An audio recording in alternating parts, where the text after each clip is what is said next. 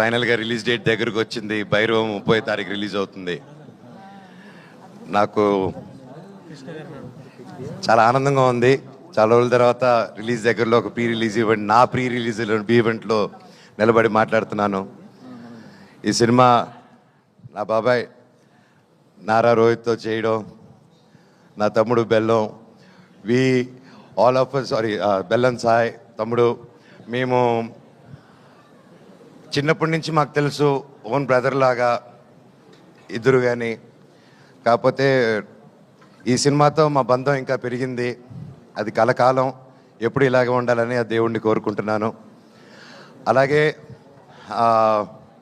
Aditi, Anandi, your fantastic, super energy.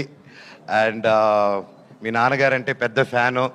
Gentle man కానీ, ప్రేమికుడు కానీ అవన్నీ చూసేలా తయారయ్యాం మేము.